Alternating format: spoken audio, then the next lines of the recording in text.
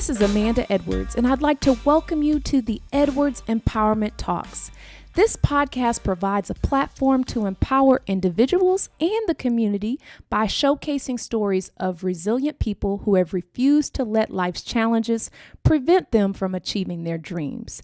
The Edwards Empowerment Talks will also highlight the work being done in the community that will help to positively shift the trajectory of this nation through stories of adversity, perseverance, drive, struggle, and success. The podcast will empower others to believe in their dreams and pursue those dreams despite whatever challenges may come their way. It is also a vehicle to equip the community with the tools necessary to be the change they want to see. I welcome you to tune in. You don't want to miss this. Well, hello, everyone. It's Amanda Edwards, and I'm back with the Edwards Empowerment Talks. And this time, on this episode, we have a very special guest, and it happens to be Dr. Jen Welter. She happens to have broken records, that is, in the NFL by being our first female coach in the NFL. She's had a wonderful career in which she has broken many glass ceilings and has been told the word no, but persevered nonetheless. So without further ado, I'd like to welcome Dr. Jen for being here. Thank you for being here. Yeah, it's my pleasure. Appreciate what you're doing to, uplift and empower people, especially right now. Absolutely. And so, one of the things that was interesting when I was reading more about your story was just the notion of how perfect of a fit you are in terms of the ways in which you've used your own life to defy the odds. And I think people need to kind of hear those stories, because sometimes we think, oh, that's for someone else, or I can't do that myself, or no one has ever done X or Y or Z before. And so I love to try to listen to stories, talk to people with who have very compelling stories about how they were able to convert the no's into yeses and not take no's for answers. So I'd love to learn a little bit about that career trajectory, but of course, we all have a beginning. And so I'd love to hear a lot more about who you were before you were Dr. Jen and you were just a child, in terms of who you wanted to be, where did you grow up? What was your family life like? Yeah, so I was born and raised in Vero Beach, Florida. Mm-hmm. It's a small town, and yes, there are actually Florida natives. That is probably my first breaking expectation thing. There are a lot of imports too, but was born to an artist mom, Okay. and a war hero slash doctor, who also raced cars. Yeah. Okay. So they were this crazy combination of awesome, I like to say, because my dad really, had been through the fire, literally firefights, and, had a very clear kind of code to life in what bravery was and some of these things. And a lot of the things he did were larger than life. So it didn't feel outside the box that you could kind of do those things. Mm-hmm. And my mom was this, she was an art teacher at a drop-in center for teens for their early marriage. And she just has this way of viewing the world through kindness and an appreciation for, creating beauty in wherever you are. So I think I got, a little bit of both, right? As a kid, I was a lot fearless, always had a high motor. My mom would tell you that the second I discovered that there was a bottle and you could eat and run, it was all over for me, right? There was no more holding and doing it. Like, I was like, no, give me that. Cause I want to be like, I was like crawling around or doing whatever with like, the motor. If I liked something, I wanted to know all about it, and I wanted to be good at it, right? From a very young age. Whether it was, I competed in academic games, even in grade school, and was also in all the school plays. So I was not afraid to be out front. And then I played a whole lot of sports. Okay. The earliest athletic story that my dad tells is there was a fun run at the school, and it was something all the kids did. I think I was in kindergarten maybe at the time, and my sister is older, so I think that gives a lot of who I am too, because I never saw why she could do things that I couldn't, right? She might be taller, she might have longer legs, she might be older, but I was still trying to like keep up with her always. Oh, And to the children out there. So when you were growing up, it sounds like your parents did not, your siblings or your sister, nobody was telling you no. So in your mind, it was really kind of what you were able to accomplish is what the limit was on what was possible, as yeah, opposed to anyone saying, "Oh no, that you can't do that. Girls can't play this." Or tell me a little bit about what you played, what athletics you were involved in, and were there any real formative situations that occurred at that level? lots of formative situations actually. And my dad had always said like he thought he wanted boys until he had girls. Hmm. And and I love that, as they talk about girl dad now, but Yeah. he just didn't see it any other way, which is what I really appreciate. Like we would go fishing and we went deep sea fishing, and he'd be like, look, the fish doesn't care if you're a boy or a girl. Yeah. You either catch it or you don't. And everybody wants the biggest fish, right? It's not like there's a pink rod and only the little ones are going to bite over here. Yeah. Like, outcome is on you. Right. I caught my first blue marlin at 14 years old, Mm-hmm. right? So, it wasn't boys versus girls. It was like next person up, and like the outcome is on you. And Yeah. so I really appreciate that about them. And funny enough, that's football was different for me because it was a sport that literally shut down our whole town, right? On Friday nights, everybody went.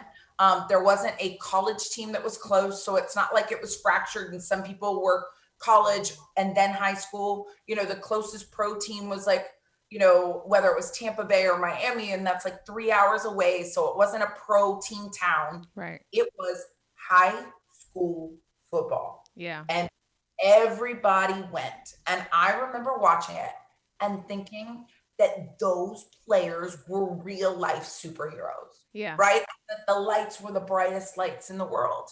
And I wanted to be out there. Yeah. And it was also one of the first places in the world that somebody told me there's a difference between what girls are allowed to do and what boys are.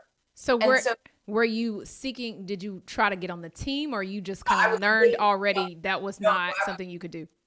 I was so young at that time. Like that was little. Okay. And it kind of like didn't compute, Mm-hmm. but it also wasn't a thing. So it wasn't like, I had all these people crushing my dreams. It was just like, Oh. you know, and like my friends were cheerleaders, and I was like, no, I can't do that because my back would be to the game.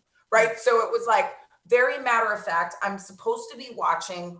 I am drawn to this. And the place that they have girls, it just didn't make sense to me. Like I remember telling one of my friends, like, no, I can't do that because I was strong. And, I'm like, I might drop you because I'd Mhm. want to watch the game. Right. Yeah. So it really just this like, nope, does not compute. Yeah. And so I played every other sport. My first sport love was tennis. And I really credit that with the ability to watch women play on TV. Hmm. I remember watching like Monica Seles, and Gabriella Sabatini was my favorite. And and Zena Garrison was so strong and beautiful. But Gabriella Sabatini was my favorite because she was so good. And she just looked like everything I thought a woman should be. She was beautiful and powerful and winning, right? Like on her own. Mm-hmm. And there were very few places in sports that you could really watch women then. And so Mm-hmm. I was enchanted by tennis. I played, once I got the bug, I played all the time. I would like, go out to the courts, whether it was the backboards or whatever. And at my highest point, I was ranked about 50 in the state of Florida, which is really pretty good because they play a whole lot of tennis in Florida. Mhm. But I went to a coach, and though my story sounds big, like I always tell people, I'm like, this comes in a 5'2" frame. Yeah. So at that time, and I was playing in under I don't 14. think a lot of people know that about you. Nope, they don't. I mean, it sounds big, right? Like, you know, coaching in the NFL, or, my career as a football player, like it sounds big. And yet at this time, I was not even at my top height of 5'2". And I was about this big around, right? Like skin and bones, but I was a feisty little player who would never quit. Went to that next level coach, and he told me because of my size and my build, I would never be strong enough to play pro tennis. So And then what did you do with that? well, I think the important thing to realize is it's not like I threw my racket down that day Yeah. and just quit, but the kid who found a reason to find her way to the courts started finding reasons to do other things, right? And it was like this big dream just kind of started to fade away until the point where I stopped playing altogether. And as somebody who's a coach now, I tell that story because it's so important to put things in context for kids. And it's so important to have intentional conversations and to teach them how to overcome those things. And I also tell it because, I like to tell them that, maybe he was right. I'd never be strong enough to play pro tennis. I grew up to play pro football instead. There you go. And so you were told no, it wasn't going to work out professionally for tennis. You started to redirect, you started doing other things. So tell me, when you got to the stage when it was time to decide college and what you were going to do. I know you came to some decision points. Tell us a little bit about those decision points. Yeah. The good thing about what that tennis coach put in front of me that day was like strong enough. And that was something in my control, right? I couldn't control that I was, short, but I could be strong. And so I started lifting weights at a really young age, like 14, which most people do not do, or at least did not do then. Thankfully, they do it now, and became a multi-sport athlete.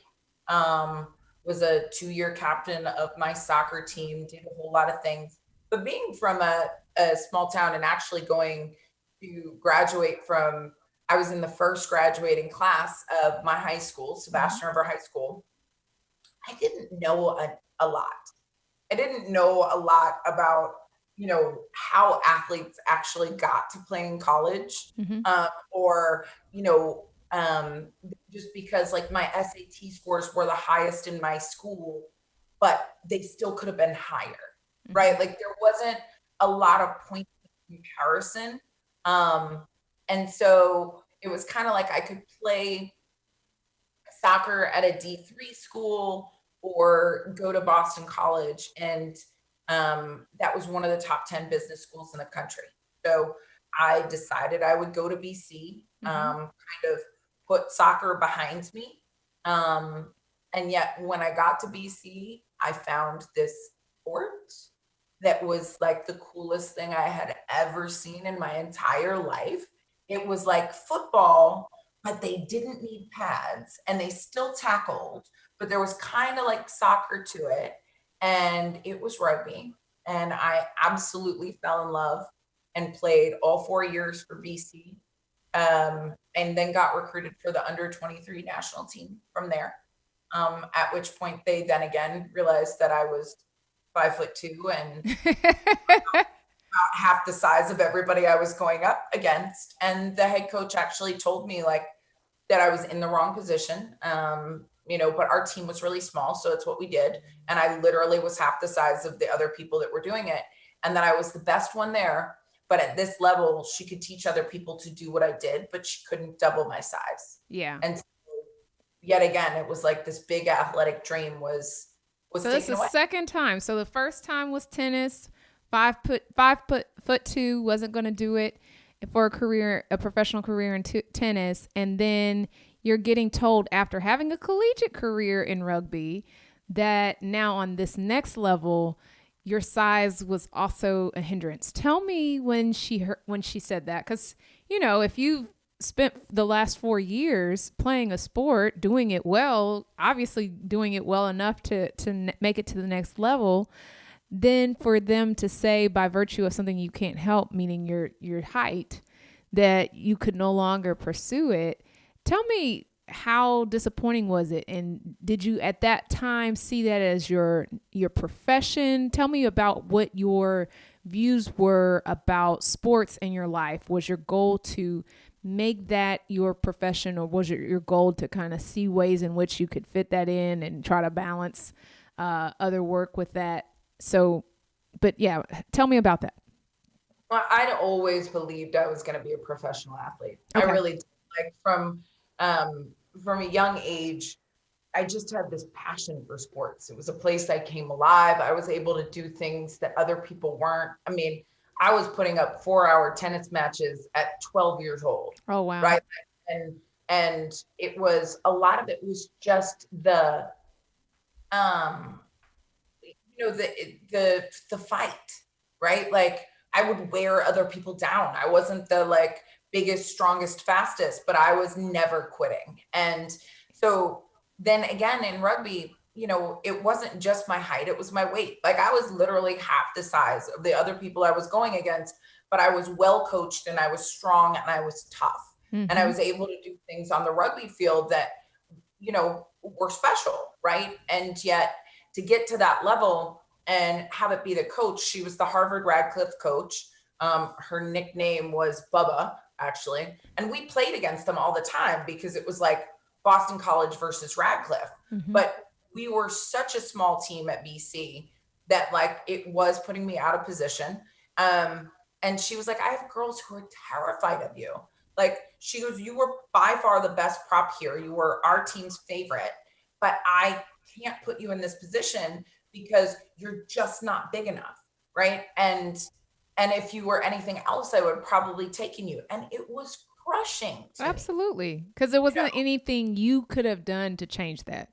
mm-mm. There's no more laps you could run, more weights that you could lift. It was just by virtue of something that you were going to be born with and die with, which is your height. Right. You can't change that, Right. right? We haven't figured that one out yet. And Yeah. and it was so upsetting because I really had thought like, okay, it wasn't tennis, wasn't soccer, these things happened, but I found my way to rugby and now I'm a US national team tryouts and like, man, Yeah. and no. Then it was no. So then, were you depressed? Tell me a little bit about how you turned this no, because then this is a little bit further on, right? Like early no's when you're young, you kids are resilient. You learn how to navigate through no's early on because you get more of them, right? But as you progress and you get more specialized and better at what you do, those no's are a lot more harsh to hear, and it also it hurts because of the amount of investment you've put into a particular path. So tell me, how did you pick yourself up? Was there a moment where you didn't know? Did you feel lost? Well, thankfully, I mean, I still had, I think that was the summer between my junior and senior year. Mm-hmm. So I still had some rugby to play and some teammates to, you know, really enjoy. Okay. And that being a part of a team has always been something that just speaks to me, right? Like I thrive in a team environment. I love, like, I'm one of those people who would go, you know, run in front of a moving train for one of my teammates. And I have, because I played football and I was a blocker, right? Like that's what we do. Yeah. And so, thankfully it wasn't like I never got to play again after that. But it definitely was tough. And you find the strength to go on, I think, in those situations with your teammates because, they were all super pumped that I had gotten the tryout. And then Right. I was with them and we were back to what we were. And yet at the same time, it was like, when I graduated college, it was like, okay, well, now you have to grow up and get a real job, right? Yeah. Like your dream of being a professional athlete is done. Yeah. So no more dream job. Now it's time for a real job. Now it's time for a job. Yeah. And And so you did that. You were a headhunter, right? Like right out of school, you became a headhunter. So did you think that that was what you were going to keep doing, or did you feel like this is just for now? when I took the job, it was funny because it wasn't what I wanted to do. I went to business school and I thought I was going to take over the marketing and advertising world, right? Like I was like a creative, I had that from my mom, and I just thought like, I'm going to be coming up with those cool campaigns and all this like really cool creative stuff. Mm-hmm. And yet I had detoured and done research my senior year on like recruiters' preferences and businesses' perceptions. And nobody looked at me for marketing or advertising. I had zero opportunities. Everybody wanted me in like the headhunting space. Everybody loved the fact that I had done research in that space. And I was like, so I took the job, and I was really good at it because I was matching people. It was like a matchmaker for work. Mm-hmm. But I remember telling my mom, like, this can't be all there is to life, because I felt like I was dying a little bit each day. Right. And Like, can I pause you right there? Because I think sometimes people have that sensation. They feel like they're walking in a journey that is not theirs. And they're saying to themselves, this is what I'm doing right now, but this isn't me, or this isn't my path, or at least this isn't my destination. And you had that nagging sense as well, telling your mom that and so forth. So how did you, because I know that next move you made was extremely bold, in that you left your luxury apartment in downtown Boston and then said, I'm going to join professional football team. Tell me about that. How does one make the leap from one day waking up, going to work, putting on a suit to for your job, and paying your bills with comfort and ease, then to saying, I'm leaving this behind, I'm taking the risk, and not just taking the risk for sports, football of all sports, which is a very difficult and you had only played you had played other sports like tennis and rugby. You had not actually even played football on a collegiate level. So tell me how you made that leap, because I think that is a huge one to make, and I'm sure you had a few people raise a few eyebrows. yeah.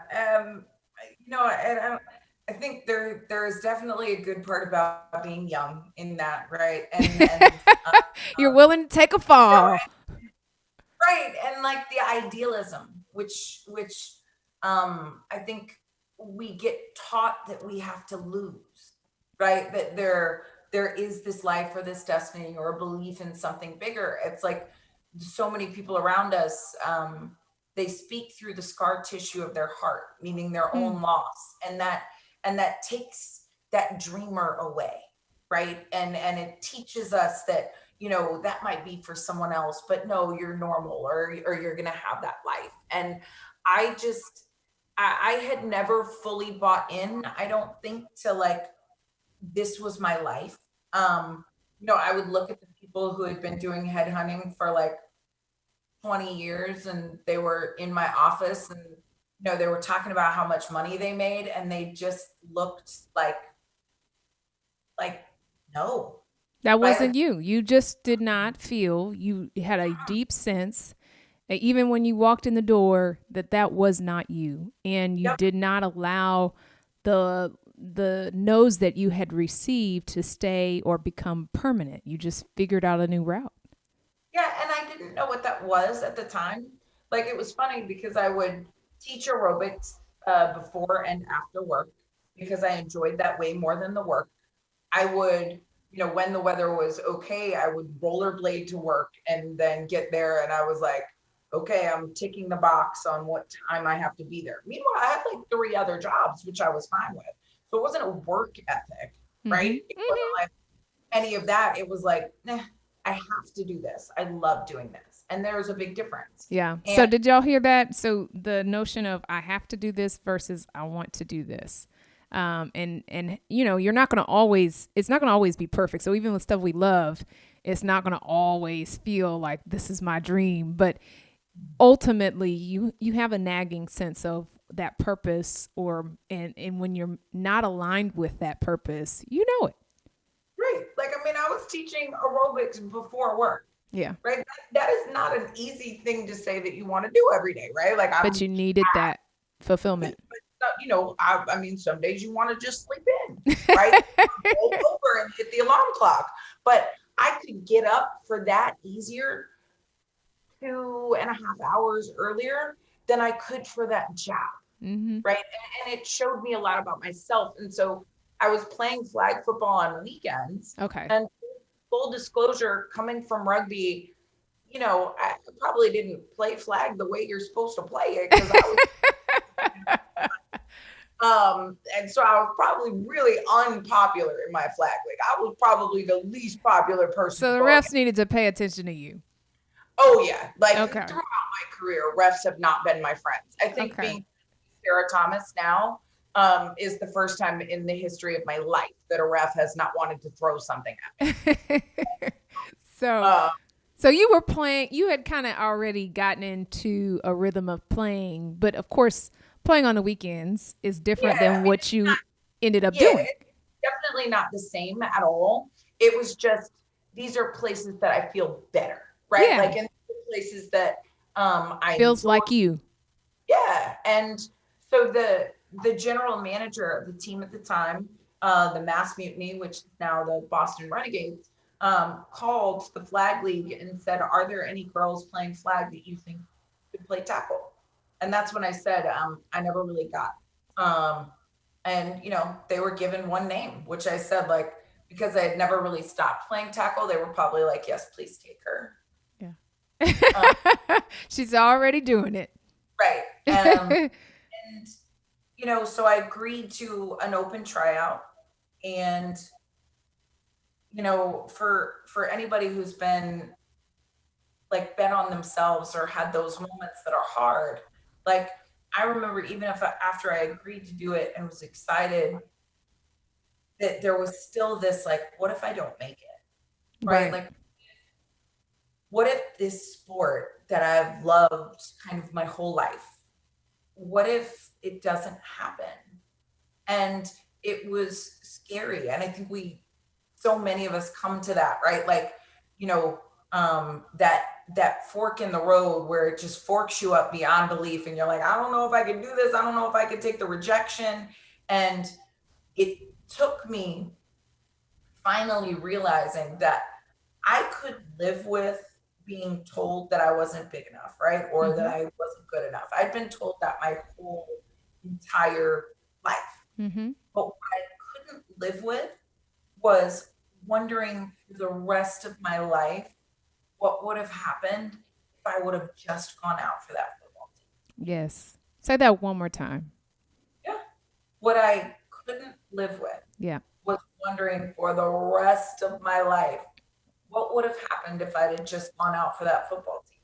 And Dr. Jen, that I think that is a question that nags at a lot of us when we are at the brink of trying to do something that really causes us to get out of our comfort zone and pursue what we believe might be our pathway, even though it might be very different or counter to what we've been experiencing or living. And that notion of, will I regret not even trying? And I remember thinking that to myself when I was trying to make a decision about whether to stay in my seat that I loved serving as a city council member, or to pursue a U.S. Senate seat that, if I lost it, I would not be serving at all. And I remember saying to myself, will I regret the decision to not try in a moment like this? And so I relate very directly to that because I just had that experience. And I think a number of people out there who are watching and listening also relate to it, because it is fear. I mean, is fear inducing to jump out on a limb, even if it's your dream. And I think sometimes people think, oh, well, if it's your destiny or it's your dream, it's going to be easy to do it, or you're not going to have any fears or trepidation about it. And that's just not true. No, it's hard to do different things. It's hard to, you know, to go for great, Mm-hmm. right? You know, I would argue at times it's hard not to, right? If you felt like you were dying a little bit each day, like I did, but it is hard to step out. It Yeah, is hard to bet on yourself. And part of what makes it hard is that so many people are going to tell you you're crazy. that's right. So tell me who said you were crazy. So you had, at this point, mom and dad at home when you growing up knew you were this tenacious, dreamer and pursuer of your bold dreams, but were they still saying the same things when you called them and said, "Hey, by the way, I am going to be trying out for this team and it's tackle and it's a major step. And by the way, I don't really want to pursue my career as a headhunter." I don't know that they ever thought headhunting was a career for me. They were Okay, like, so honey, they knew. right? Like they're like, you make good money and you have a job. And the thing that I got out of that, like making good money and I had two jobs, was that I liked to buy presents for people that I cared about and I could afford to. But other than that, there was nothing about the job that really moved the needle for me. I was like, yeah, I'm bored. It's easy and I make money, right? Like it was kind of like, and they knew that doesn't ever work for me. That just doesn't move the That wasn't needle. you. Mm-hmm. But what was funny is when I told them, that I wanted to play football, my mom was like, "Oh no, not football." And my dad was like, "Nancy, she's gonna have a helmet now. This is good." All these years we've been needing a helmet. Now she's got one. Right? Like my mom was like, "Oh, well, that's a good point." There you Right? So go. it was actually like, "Oh, well, that's better than rugby." Yeah. Because they had watched me actually, on I think it was my 21st birthday, break my nose and have, a concussion and two black eyes from a tackle I'd made because I had no helmet. So Yeah. all of a sudden, the prospect of a helmet was an upgrade. And had they heard of the National Women's Football League at that time, or were they familiar? Tell me a little bit about kind of what their knowledge was of that. And, was there a lot of explanation you had to do with people? Well, with people in general, yeah, most people, I mean, unfortunately, people to this day don't know that women play tackle football. Like, there's a lot of them because it doesn't get the press that it should. Mm-hmm. I always say we were the best kept secret in sports. We don't want to be a secret anymore. Okay. So, there's always an education process with women in football. But regarding my parents, it was kind of like I was when I was a kid. Like, if this is what you want to do, then, we're behind you. Like, Yeah. And I think there's something to be said when your parents and the people that you love support you, because it's almost like, for those that have people around them that are not being supportive, it feels like that they're having to fight multiple battles. So not only do they have the battle of, am I going to make the team? But then if you don't have a supportive network behind you, it's a whole other emotionally draining exercise. So, my parents were encouraging to me, thankfully, when I was young, and it was kind of like, well, what does she want to do? What's she doing next? Like they were just like, okay, but that helps a lot. and they always let me be really self-directed in those things too. Yeah. Yeah. Like, it wasn't like it was their agenda, Yeah. right? It wasn't like you have to be this person. But there were certain things like if you start it, you're gonna finish it. Yeah. Right. So like guiding principles. Things. Yep. But they really never said like, oh, I want you to play tennis because, I'll relive my dreams through you. It was like, oh, okay, like what are we gonna do to support you in playing tennis? And right? that's so important. I'm Yeah. glad you raised that. And so you have these tryouts. You're nervous. What happens next?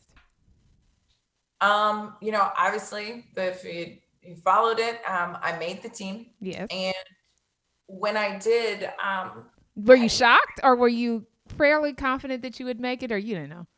after I went through the tryouts, I knew I nailed it. Okay. Okay. I mean, I caught every pass thrown to me, even though I'm not a receiver. I killed everybody in the mile. I had just run a half marathon. The weight tests, I maxed out. So I mean, from an athletic standpoint, like I nailed it. So I wasn't, I really wasn't nervous. Yeah. And I knew I had done a great job and everybody was really excited, right? And having come from rugby, they were like, oh, well, she already knows how to tackle because most women at that time, We're they had learning. football. So it was taking great athletes and teaching them football. Yeah. And so to me, I made a promise to myself that day that I would step up to every challenge that football put in my way. It was just very simple, right? Very matter of fact, like this is what I'm supposed to do. And I'm gonna find a way to continue to say yes to being able to do it, which, you know, some people would say, well, that's kind of setting your sights low. And I'm like, yeah, but how do you set your sights when everything is brand new, right? Like when things are being done for the first time and there isn't a history or a proven, career path or trajectory, right? When you're at the forefront of something, like making sure that you're prepared and, you know, promising that you're committed to the game means that you'll do a lot of crazy things, but you'll keep trying. And that was And so you also, besides for, trying out this new adventure, it was a different pay scale, wasn't it? You had to, oh, it was share a little bit about like that sometimes there's a sacrifice for the things that we want, right? 100%. And especially doing something different. Like you really have to be committed to doing it for the right reasons. Mm-hmm. The first check I ever made for playing women's pro football it was after the 2004 season, which was my fourth season playing football. We went 12-0 that season, won the, Super Bowl, if I'm allowed to say that, the championship. And at the end of the season, we got a ring and a check for $12. It was literally Wow. $1 a game.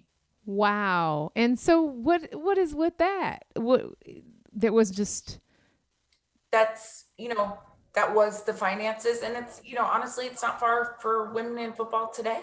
and Um, so tell me about that. Were you aware of that when you made the decision to transition, and how did you, I mean, the time commitment I am assuming is not worth of $1 a game in terms of the amount of time you have to put into training, practicing, all of the rest. So why such a disparity?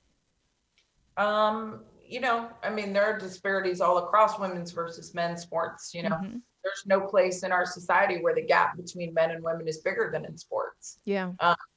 And yet for us, it was a belief that, we could move the needle and change society through football, Mm-hmm. right? Like it's America's game, right? We call football America's game. Mm-hmm. And yet it's only been America's game for half of America, right? Mm-hmm. It's the only sport that doesn't have parity at any level Mm-hmm. from peewees to the pros. Yeah. It's like if we could do this, if we could win here, if we could do it the right way, couldn't we do anything, right? Couldn't we prove that there's no field that women don't belong in or on? There's no game that we cannot play. And so it really is a belief that there is something bigger than just the dollars that you make, Mm-hmm. right? That passion can drive you to do other things. So if you were like me, you structured your life and really everyone who played obviously had to structure their own work-life balance. So my life for a long time was, work by day. I went into full-time personal training and teaching aerobics so I could do all the things physically that I needed to do and get paid for them and have a schedule that was flexible to do what I needed to do on the football field, Yeah. right? Work by day, play football by night. All the football practices were scheduled to after work because everybody else had to have another job. I don't know Yeah. any place where you can survive on $1 a game, right? I mean, $12 was a championship season, y'all. So this Yeah. is the best, right? And then it was also go to school by late night. And so it was, how do you structure your life and your dream hustle / side hustle to be able to pursue what it is that you believe you're supposed to. And we all did that to different extents and different careers and in our own ways, because we had to. Yeah, you didn't have a choice. And so you had this extremely successful professional football career, which then you parlayed into coaching. Tell me about that transition. And then, of course, the ultimate question, which was how on earth did you go from into becoming the first female coach in the NFL? But first, tell me a little bit about the transition.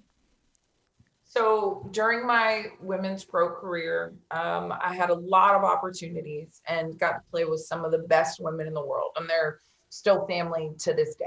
And there's a strength and a sacrifice that comes from that, right? Because we were all in the trenches together, and I always tell people that's where my strength comes from. Is that I may be out front, but it's leading for all of us if I'm there, or if someone else is, right? It's not just you, right? It's our sacrifice, it's our trenches, it's our, all of that. And so in 2013, it was a big year for me. I became a PhD. So I was finally Dr. Jen. You became Dr. Jen in 2013. That's right. Okay. In 2013, I played for the U.S. national team the second time. Yeah. Won my second gold medal. Then the Dallas Diamonds, which was my dynasty team, the team I played on for 10 years and won 4 Super Bowls with. We were told by the owner right before the championship game that we better win that game because this would be our last game as a Diamond. And I don't know about you. I've given pregame speeches before, but I don't know if she thought that that would be something that motivated us. I have never gotten the brakes beaten off me so bad as we did as a result of that. We were so devastated, right? It was like, what are we fighting for? Like, yeah. And we got crushed by the Chicago Force. I mean, the Force played a great game, and we just looked like we don't have a team anymore, right? Like we stomped on. And so we were all lost. A 10-year team for me, and one that had, it was a team that was founded 2 years before that, a dynasty in women's football, one of the best teams to ever do it. And we kind of felt like, lost kids. I would say is the best way to do it, right? You've given everything to something, and then none of that mattered. It's gone. And we were all trying to figure out what we were going to do next. And I got a call from a team called the Texas Revolution, which is the men's indoor football league team. And they wanted to meet with me. And so, not going to lie, I wore really tall shoes that day. So you were a tall 5'2". No, I was going to be at least 5'4" that day. Right. Because I didn't know why they wanted to meet with me, but so you didn't know why? They just said, "Hey, can you come in? We want to talk to you about some things." And there could have been a number of things, right? Like at that point, I was very well known in Dallas because I was a great marketer. I was among the best players, but I was definitely the coldest marketer at that time. So if you knew a woman who was playing football in Dallas, you knew who I was, right? So I think the name preceded me, probably even more so than the height. Like they probably had no idea I was so little. But they basically said, we think it would be amazing if you would go through a day of training camp with our guys. And I was like, excuse me, what? A day of training camp? And they're like, and I was like, so let me get this straight. You want me to come in and maybe catch some passes, smile for the camera, get you guys some good pub? And they were like, yeah. And I was like, that's an insult to me as somebody who just won my second gold medal. And if I was any one of your guys on your team, I would absolutely hate it. If you're going to do anything with me and your football team, I either do everything that the guys do, step for step, hit for hit for all of training camp, or I do nothing at all. And as soon as those words came out of my mouth, I was like, I might have just gotten myself killed. You were like, what did I say? Okay. Because it was something that I did not ever think I would do, right? Yeah. I was out in my whole career. I am 5'2", 130 pounds. I would never play football against men. And then all of a sudden, I'm going to play football against Yes. men. Okay. Because I wasn't going to let them use me as a publicity stunt. Right. And, you know, it ended up that not only did I go through all of training camp, but I ended up being on the team for the whole season, though I was on practice squad for a lot of it. And, we basically did the impossible. And I learned a lot about the guys and developed great relationships with them over the course of that season. And so when there was a new head coach the following season, Wendell Davis, former Dallas Cowboy, Mm-hmm. there was like an off-season event. And I didn't know they were going to be there. We hadn't seen each other in a while, like when you haven't seen your people for a while and you walk in the room, right? And it's like a party. I mean, they picked me up and tossed me around like a football because relative to them, I am one. And Wendell said, "Who is this girl that all my guys love?" And his defensive coordinator knew who I was and said, "Coach, that's your running back." And Wendell told me later he had heard everything about me. Mm-hmm. And yet he had never imagined that the guys would love me like that. Mm-hmm. And it caught his attention. And so he sat me down and starts grilling me about football, what was good with the team, what wasn't, all of these things. And I was like, okay, first of all, I survived a year. I think it aged me dog years every day, right? I was 99.99% sure I was not doing that again. Okay. Right? I was still in one piece. I had not gotten seriously injured. Like, I'm good. Yes. Right? You were like, that is going to be it now. Thank you very much. So I thought, if this guy's going to ask me all these questions, I'm going to make sure it's better for my friends, like my family, because there was some stuff that just was some bull.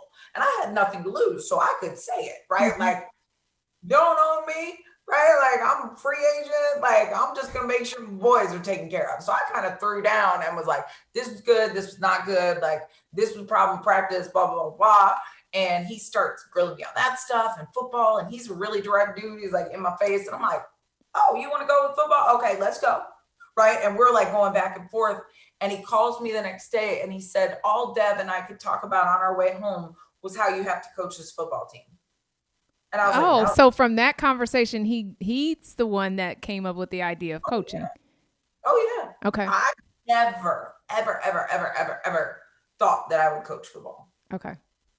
I was a crazy linebacker. I just sacked quarterbacks. I wasn't the like, let me run the plays and okay. I was like, give me the quarterback. I'm about to make her life a problem, right? Like I was a problem child. Right. I was smart. I was really dedicated, but I was really focused. And I just never saw myself that way. Plus there were no women who were coaching. So it wasn't like, something you could look at and see. Right. And so, Wendell said, he said, you're going to coach my football team. And I said, no. Because what do you mean, no? Not a lot of guys are going to give you this opportunity. You're taking this job. And I said, no. And I hung up on him. And he called me back the next day and told me about myself. He said, do you remember how I told you not a lot of guys were going to give you this opportunity and you were taking this job? I said, yeah. He said, good. I took it for you. You're coaching for me. And by the way, you can't quit. Otherwise, the entire narrative surrounding women coaching and men's pro football will be, we had a girl once and she quit. So wait a minute. So he said he accepted on your behalf. And so then you were in a position where you had to do it, or you felt like you had to do it. Otherwise, you wouldn't let a whole lot of people down. And so what did you say? I'm still thankful to Wendell to this day for seeing something in me that I didn't even see in myself. Mm-hmm. And I think that's really important because it's common for women for us to self-select out of things, right? Whereas guys are taught to go for it and, this, that, and the other. Whereas women a lot of times will overcheck the boxes. Oh, yes. We overcheck. I mean, I'm coming in from a political angle. So I'll tell you, there's so many times where women feel like, oh, I have to be asked to run for office. Oh, it needs to be a critical mass of people who've asked me to run for office. Oh, well, let me make sure all of these elements of my life are complete and finished and all of my ducks are in a row. And as we're doing all of that planning, our male counterparts literally might wake up one day and say, I think I'm going to run. And there you have it. And we've gotten conditioned, and it's nothing wrong with being thoughtful about our decisions, but we oftentimes will discount ourselves in ways that our male counterparts don't. And that's the challenge that I think we have got to become conscious of, because a lot of times we don't even know we're doing it. We just think we're planning, or we just think we're making sure we're prepared. And of course we have to, and you always want to be prepared, but there's never going to be a perfect moment for anything. And I think that's the key piece, is just getting in that deep end and keep swimming. And, I had impressed him. So he wasn't thinking like, oh, I need a female, let me find one, right? Or, oh, it would be a really good thing to put a female in here, or what that meant. He was like,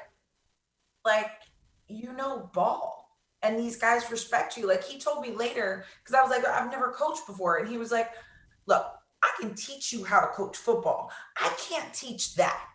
The way those guys responded to you, that's special. Right? And I can't teach that. That is really what, I'm drawn to. And I can teach you how to break down film, or, some specifics that you haven't been exposed to, but that,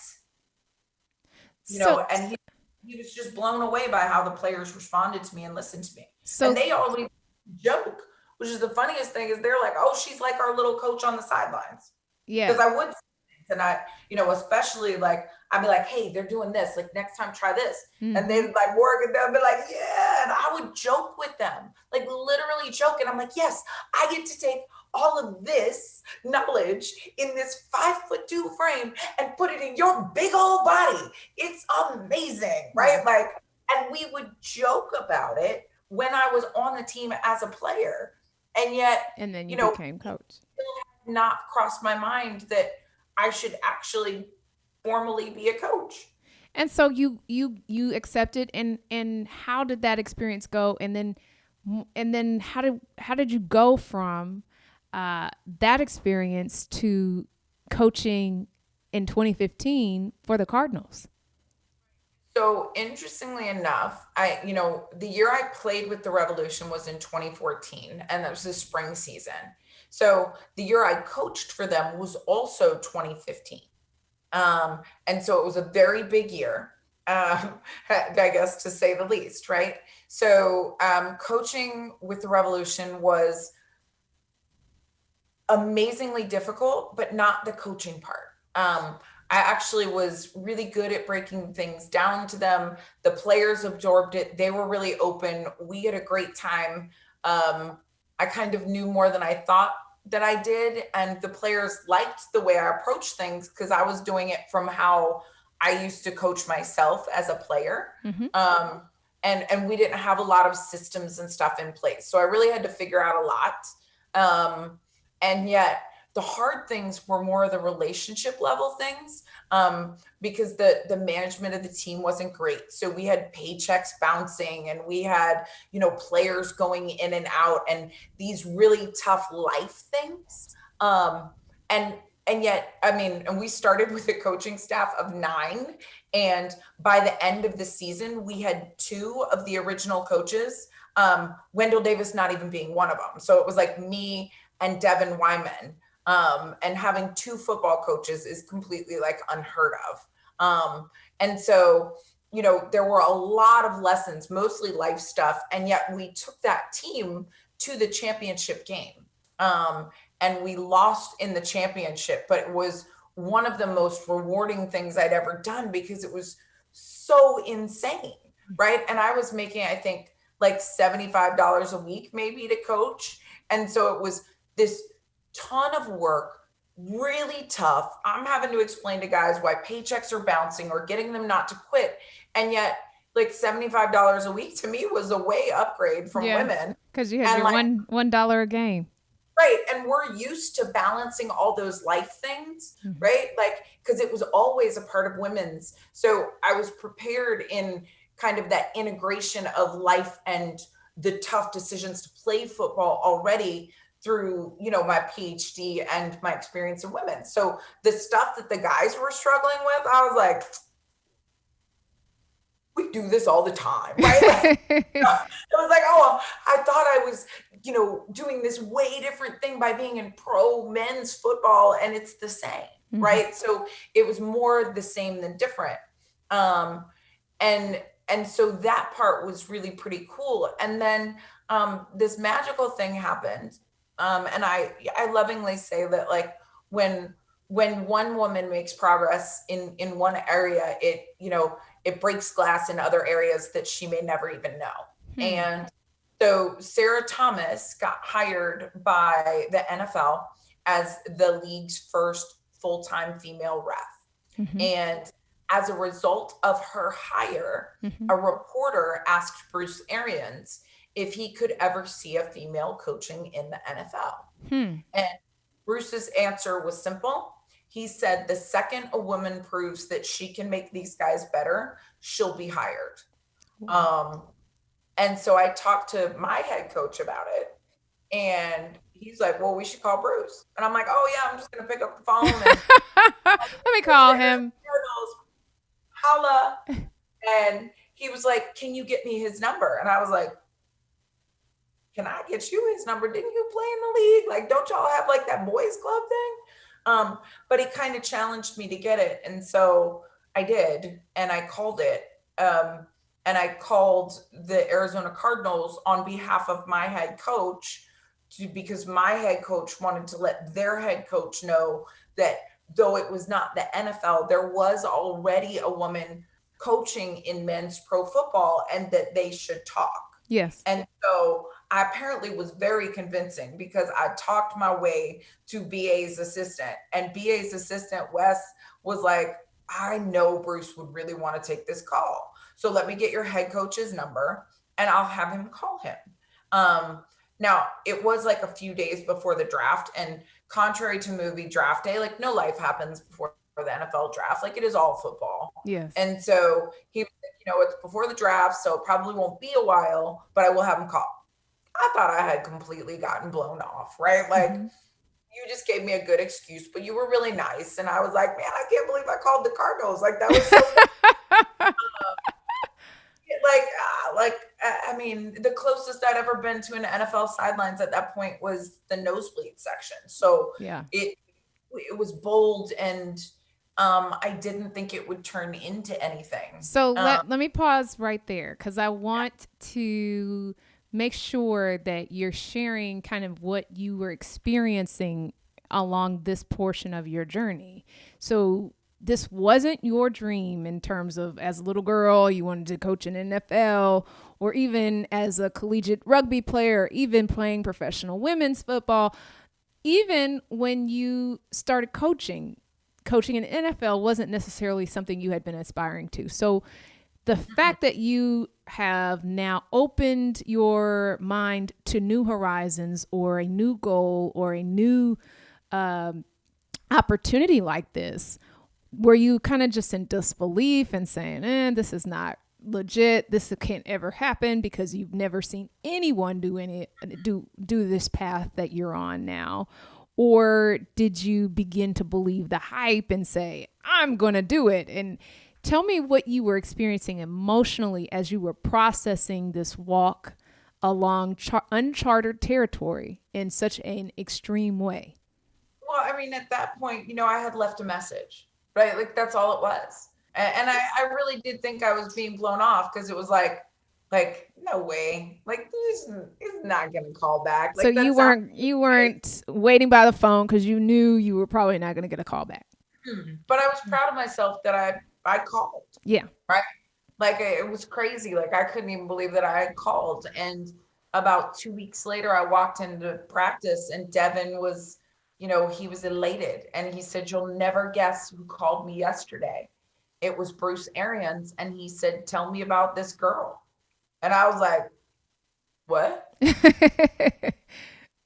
you know, and I mean, it was so crazy and so outside the box. And, he said he had had this great conversation with BA and like, would I be open to it? And he was like, if she wasn't, I would kill her. Right. Like, and then at the end of the call, it was like, yeah. So I told him, coach, you can't talk to her yet because we got a championship to win. And like, talk to her after season. And I was like, What? what? What did Right? he Like say? there was no like, okay, this is what you're gonna do. There was no plan. It was like, yeah, he called me and he's interested in talking to you, but we got to win a championship. And I was like, all right. Yeah. And so you win the championship? We did not. We made it to the Okay, championship. We made it to the lost in the championship. championship game, which was huge. And we had two coaches. And yet I think it was maybe 2 weeks before the championship or something like that, we had an off week and I had to go to Phoenix for a meeting. And it was funny because one of my buddies had actually coached for the Cardinals before, and he was in town for a camp, and he was like, "Hey, what are you doing?" And I was like, "Oh, I was like." At that time, I was like in Amarillo, Texas or something, right? Mm-hmm. I was like, oh, I'm in Amarillo. We got a game. And he's like, that's right. You're coaching in indoor. How do you like it? And I was like, oh, it's pretty amazing. Like the road trips are tough, but whatever. But he's like, do the guys listen? I was like, yeah. And he goes, man, I was with the Cardinals last year. And I think Bruce Arians would really love you. Now, I had not told anybody that I had called the Cardinals or that this might be a thing because I really had no follow up. And I was like, okay, I have to tell you something, but you gotta Don't I was tell like, anyone. I had no follow up. Yeah. And I told him, and he was, I knew it. I just had a feeling with BA. And he's like, I'm gonna call him and let him know that I know you, right? And how awesome you are. Oh, that's And so awesome. yeah, so when I had to go to Arizona, I still hadn't heard anything. And I just kind of like, let him know. I'm like, hey, just FYI, like I've got to be in Phoenix. So if you happened to have talked to Coach Arians, like, and he was like, I didn't yet, but I'm going to see him tomorrow. And so he talks to Coach Arians and BA says, yeah, I wanted to talk to that girl, but she never called me. So you were supposed to have called him. And so you were waiting for a call Well, my that coach, wasn't going to come. right. But for this intervention, you would have never known that. And you would have just thought, oh, that wasn't in the cards for me. Yeah. And so he's like, and so my friend told him that I was going to be in Phoenix, and he's like, great, have her come out to practice. So Oh, he invited me out to practice. And then, he had already done a bunch of research on me, both in talking to my coaches and this guy. And, he really knew, like, I was kind of shocked. I was like, oh, right. So he invites me out and we really hit it off. And he invited me to stay through practice and then to talk after. And at the end, he said, I've really been thinking a lot about this. And, I don't know yet if I can make it happen. I have to get a whole lot of yeses, but I want you to know it's in my heart to try. Mm-hmm. And I just remember being like, and so there was no banging down the door. There was nobody but, BA and I, but it really was him moving that needle. And, I am so appreciative of that, like to this day, because, that changed football for women. Yeah. And so you were with them in terms of training camp. Tell me a little bit about that experience. What was it like? How were you treated? What did people say? Were you able to concentrate, or was there a spectacle at the time? Share a little bit more about what that experience was like. Did it feel real to you? I think there's a little bit of all of the above. It, sometimes it still doesn't feel real to me. But it was football, right? Like, and that was the thing. Like it felt really big until it was football. Like I thought about a story the other day, because, Sarah Thomas is a great friend to this day. And, we always laugh. We say our destinies are intertwined. And she, for the first time in Monday Night Football that I noticed it, actually had a snapback. So you could see her ponytail, right? So this blonde, beautiful ponytail was popping. And it brought me back to training camp where, when we got our clothes, the hats that we got were the ones with no ponytail holder. So like, me, I'm used to being an athlete. Like, I don't know what I'm supposed to do with this hat. I don't know if we have to wear everything that they put in the box, but I'm trying to like, do what I think is the right stuff, right? And so I had put this hat on, and so which meant my hair had to be down, right?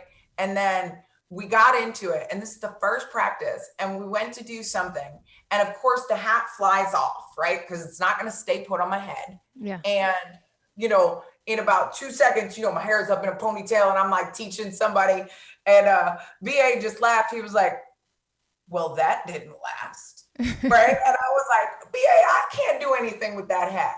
And he was like, "I like getting a ponytail, coach." And I was like, "So I don't have to wear it?" And he goes, "Nah." And he was like, "But we can get one that'll go with your ponytail." Right? Like, and he made sure they got like a hat that had a ponytail with the little thing. And he was like, "Well, that didn't last long. I guess you're not supposed to be buttoned up." And I was like, "Nah, coach, I can't with that." And he said, "Good. I like the ponytail better." And so I thought about that, with Sarah the other day, finally getting a snapback. Like, this took 5 years to get a snapback, right? This shouldn't happen. And yet it really was a reflection of how all in they were. The players were really excited to be a part of history. Yeah. One of the things that BA did that made it so special was, he actually asked their opinion before he made that decision. He went to the leaders in the locker room and said, this is what I'm thinking of doing. And when they were all for it, he moved forward. And so you were welcome when you got there. The players were a part of the decision, and they got to be a part of wanting to change things and being a part of history. Yeah. And, that I think has made them, some of my greatest advocates then and now, right? Like, I got a message from Calais Campbell the other day, who, was with me in Arizona. And he was like, "Man, coach, I just got to say, every time I see another woman get in the league, I just want you to know how proud of you I am." Right? Like, you started it. I think there's a lot of external noise, which is always hard. But internally, it was better than I could have imagined. So you did not, in your journey in that experience, feel isolated. You felt supported, because I think that also is something, can go both ways. Sometimes people feel very isolated when they're the first to overcome some type of barrier, and sometimes they feel very supported, as it sounds like was your case. I loved every minute in Arizona with the players and coaches. Like, I really couldn't have asked for a better situation. Yeah, I mean, you're still isolated in a way because you are different. Yeah. Right? And like, how do I handle this situation? Because it's all new. Yeah. But, I never felt like I was on an island, and I think that's different. Yeah. Because the guys were so excited, and because we would laugh often, and because it was different, and they loved, like, they had watched my game film. They knew everything about me as a player when I walked in the door, and they just really were so fantastic about it, that like the things that were hard were external. So when I felt like I lost my way, I just really zoomed in on like being present in the moment, and really being good at being with them, and let the rest of the stuff figure it out. I didn't need to read the social media or the headlines or, hear the haters. I just needed to be there and be great with my team. Yeah. And so let me ask this, because we're running out of time now, and I want you to be able to leave the viewers and the listeners with some Dr. Jen advice. And so what would you tell people who are contemplating untraditional career paths, who are following dreams that they don't see a lot of people follow? And how would you encourage them to stay motivated And once they do start living those dreams, how do you encourage them to think outside of the box and expand their dreams even further? I think the first thing is, not getting as focused on the outcome. Hmm. Um, because then it feels like you either succeeded or failed. I think really focus on being great, and following what it is that you love, because some things aren't meant to be like your paycheck or your traditional career, and yet that doesn't mean they're any less valuable, Yeah. right? For all of the years that I never cashed a check for playing women's football, because even the small ones we got, I kept them, I didn't cash them. Football was the place that taught me I could be magic. Yeah. And, you know, And it it was taught that film that your players were later looking at when they had confidence in you as a coach. right. And so it wasn't like I was only succeeding in playing football if I was getting paid to do it. Mm-hmm. I mean, I think still for all the women in football, like you're winning just by stepping out on that field, because it's a place that people don't think that you belong or that you can win, right? So what your goal is or what the outcome is really important to put into context. Mm-hmm. Because if I was only winning because I was getting paid, then I wouldn't have won my entire pro women's football career. But if winning is about changing the game, if it's about You wouldn't being have the had an ability to have the full career in coaching as well that's right. if you And didn't have so, that. and I think that too often people let money be the determining factor of whether they think something is worthy or not, or something is worthwhile. Yeah. And I don't believe in that. I think our lives are meant to be a mix of different opportunities, and that when you focus on being great in them, right, and really, giving your all to them, how they're meant to figure in your life, like you'll figure that out. Yeah. Um, I mean, I consider myself an artist, not because somebody wants to buy my art, but because I can create beauty. And I think that when you have that mindset, it allows you to find a lot more balance and joy in your Mm-hmm. life.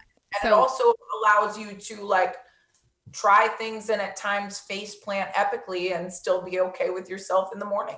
yeah, I think that is hugely important because I think so often, especially the further along you get, the the outcome is what you fixate on, and I think that advice, especially as you're navigating non-traditional pathways, especially, but not just limited to that, is so important for people to hold on to. And so I have really enjoyed our conversation. I know that you have done many, many things to empower women and uplift sports and just to be a trailblazer. So if somebody wants to follow what's going on with Dr. Jen, where can they find you on social media or on website? Can you share a little bit about where people can follow you?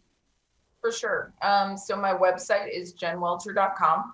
Really easy, and it's like a welterweight in boxing, meaning I have been punching above my weight class since I was born. I'm not even heavy enough for my own weight class. It's a thing. My Twitter handle is at jwelter47. It's Welter47 on Instagram. That's kind of the athlete code, right? Like I wore 47 my whole career, so the number does make sense. Let's see, it's Dr. Jen Welter on Facebook. I don't know if I said that one yet. No, you And hadn't said it. I think it's Welter47 on LinkedIn as well. So There you go. Well, there you have it. And I appreciate you sharing your story, your encouragement, your journey, your trials, your tribulations. But most importantly, just being willing to be authentic and sharing your experience so that other people can hear a little piece of their own story in yours and find some inspiration. So thank you, Dr. Jen. I cannot wait to see and hear what happens next for you. and same to you. Thank you. I would like to extend a special thank you to the Texas Signal for its support of our podcast.